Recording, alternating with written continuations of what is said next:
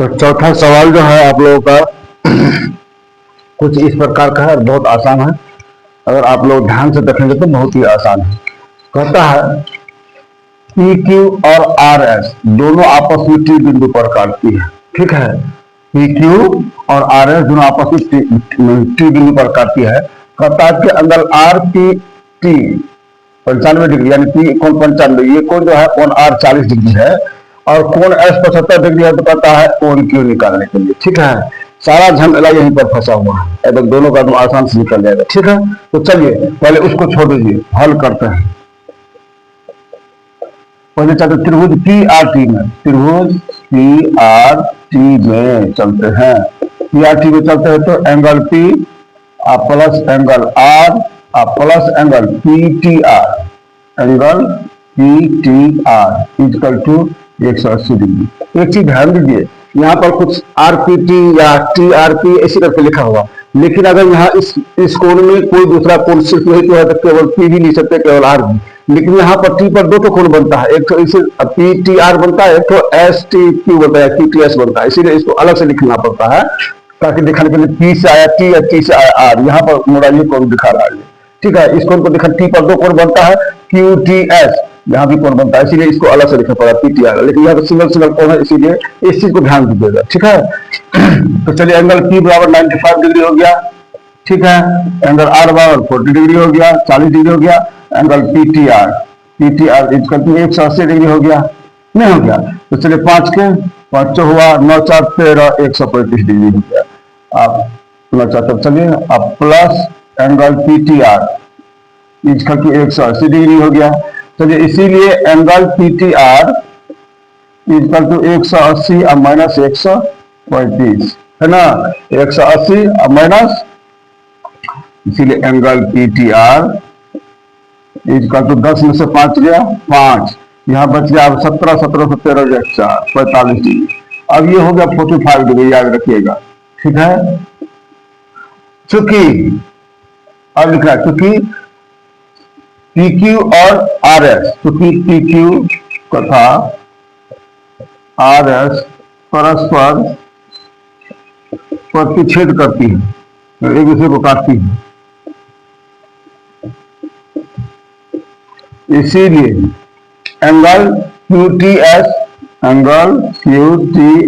Equal to angle P T R, angle P T R. क्यों लिखना है? शीर्षाभिमुख कोणों का युग्म है। तो इसको प्रतिच्छेद करेगा तो हम बताए थे ना आपको, ऐसे कोई प्रतिच्छेद करता तो एक दोनों आपस में बराबर होगा, तो ऐसे काटा है, ये आपस में शीर्षाभिमुख कोण बराबर होगा। तो शीर्षाभिमुख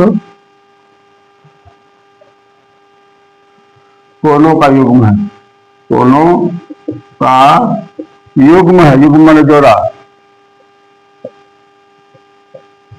इससे अगर इस तरह से लिख दीजिएगा तो एग्जामिनर जो भी चेक करेंगे एक जरा भी डाउट नहीं होगा कि चलो ये कहीं से लिखा है, ठीक ना, ये आपको भी सेटिस्फेक्शन मिल जाएगा। तो ये बराबर, इसीलिए क्यू टी एस, इसीलिए क्या होगा एंगल क्या P T S equal to P T R का वैल्यू कितना है, angle Q T S equal to P T R का वैल्यू 45 डिग्री। समीकरण 1 से लिख लीजिए। ठीक है, अब क्यू टी एस बराबर हो गया।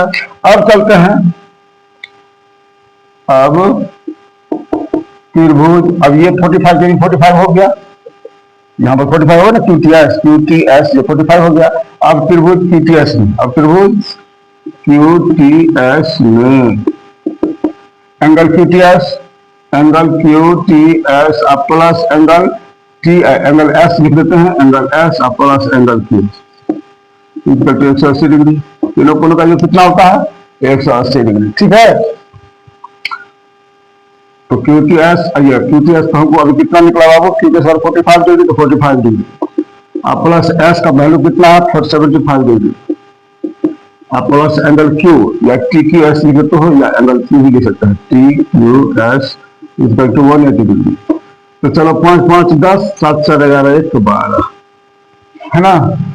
आप plus angle T Q S equal to 180 degree.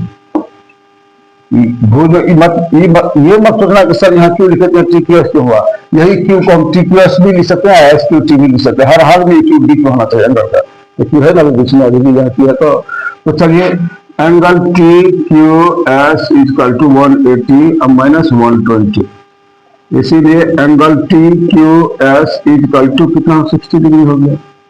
यही आंसर था हम लोगों का। अब ये कितना निकल गया 60 डिग्री। क्यों? अभी दोनों को जोड़ते थे 120 से 5 5 10 105 डिग्री हो, 120 डिग्री हो गया, 120 से 60 180 डिग्री, तो फिर दोनों को 180 डिग्री। चलिए, अगर अच्छा लगे लाइक कमेंट सब्सक्राइब कीजिए, बहुत अच्छा लगेगा।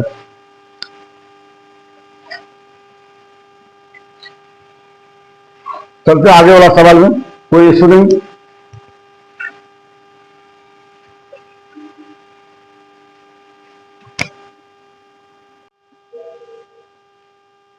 तो पांचवा सवाल में चले। अब पांचवा सवाल में क्या है? तो पांचवा सवाल में क्या कहा है कि पी क्यू समांतर एस टी है या क्यू आर है, और पी क्यू जो है पी एस पर लंब डाला गया, पी एस पर लंब डाला गया, ठीक है। तो चलिए, और कहता है कि एंगल एस क्यू आर यानी ये कोण जो है 28 डिग्री है और क्यू आर टी जो है 65 डिग्री है। तो कहता एक्स वाई का वैल्यू निकालने के लिए बोल रहा है, ठीक है। तो चलिए इसमें हम हल करते हैं। क्या करेंगे? हल क्या निकालेंगे? हम लोग जानते हैं कि किसी भी त्रिभुज के बहिष्कोण जो होता है अभिमुख अंतर कोणों के योगफल के बराबर होता है। यदि ये कोण जो है, ये कोण और ये कोण के योगफल के बराबर अकेले ये होता है।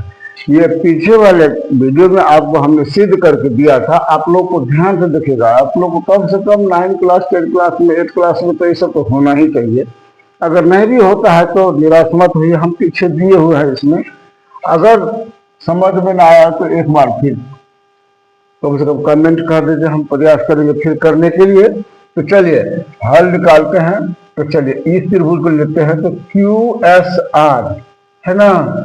चलिए angle Q R T, angle त्रिभुज लिखते हैं क्यू एस आर में, क्यू एस आर में angle Q R T, angle Q R T बहिष्कोण है।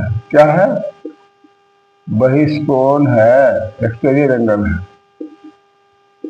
ठीक है। इसीलिए एंगल क्यू आर टी, तो एंगल क्या होगा? S Q R, angle S Q R या क्यू एस आर लिख लीजिए, अब प्लस एस क्यू आर और Q S R plus angle Q S R equal to 22 को ये कोण और ये कोण को अकेले जोड़ के बराबर ये कोण होता है Q R T, angle Q R T. Basic theorem से हम लोग जानते हैं या बेसिक पढ़ने से जानते हैं। तो चलिए, क्या एस क्यू आर कितना 28 डिग्री है? 28 डिग्री, ठीक है।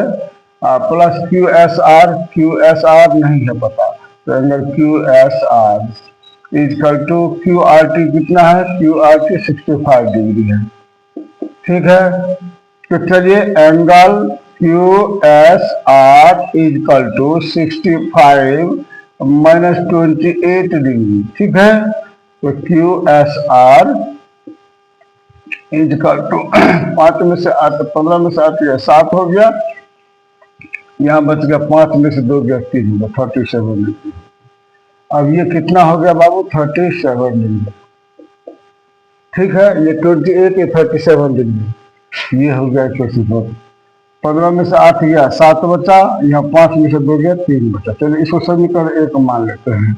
अब लिखना है क्योंकि P Q parallel S R है, ठीक है, और तथा क्यू एस को हम क्या बोलते हैं? क्यू एस एक तिर्यक रेखा है, एक तिर्यक रेखा है, तिर्यक छेदी रेखा है। मान के चलते हैं क्योंकि उसी तरह से है, ठीक ना। अगर मान के चलिए ये दोनों और इस तरह से काटे गए तो तिर्यक छेदी रेखा, इसको यहाँ से ऐसे हटा दिया गया है, ये तिर्यक छेदी रेखा हो गया। तो इसका एकांतर कोण बराबर होगा कि नहीं होगा, ये बताइए। इसका मतलब ये कोण और ये कोण बराबर होंगे कि नहीं, ठीक है। इसीलिए angle P Q S, angle P Q S is equal to angle Q S R, angle Q S R. इसीलिए एंगल पी क्यू एक्स का वैल्यू कितना है, एक्स है, is equal to Q S R कितना हो गया बाबू, Q S R 37 degree. ये होगा दूसरा समीकरण, एक्स का वैल्यू जो निकल गया 37 डिग्री। अब त्रिभुज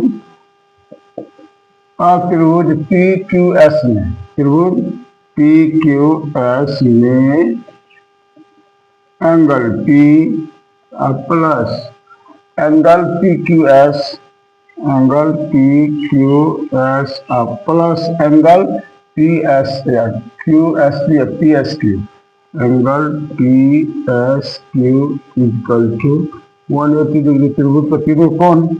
अब एंगल पी बराबर पहले से लंब डाला है तो 90 डिग्री होगा, तो एंगल 90 डिग्री सवाल में ही है। पी क्यू एस बराबर एक्स था, पी क्यू एस बराबर कितना था, एक्स, एक्स बराबर 47 डिग्री। अब प्लस पी एस क्यू, क्या होगा, पी एस क्यू यानी वाई इक्वल टू 180 डिग्री। तो चलिए अब 7 के, इसीलिए 7 के 70 हो गया और 9 3 12 हो गया, 127 डिग्री हो गया। अब प्लस एंगल वाई यानी कि वाई लिख लेते हैं इक्वल टू 180 डिग्री।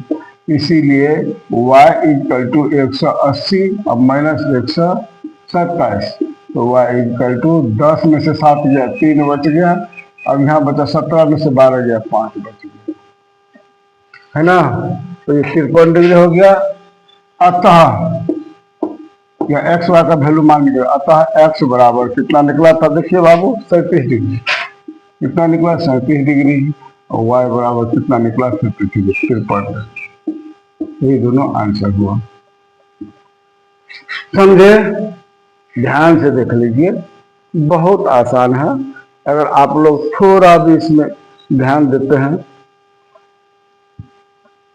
ज्योमेट्री में थोड़ा एक्स्ट्रा लगता है, लेकिन कोई बात नहीं, जितना आप लोग सॉल्व करते हैं उसके अनुपात में कुछ नहीं था। अच्छे बच्चों के लिए तो कुछ है ही नहीं। जब तक ध्यान नहीं दीजिएगा कोई भी चीज में, बढ़िया से ध्यान नहीं दीजिएगा, तब तक कुछ नहीं होने वाला है।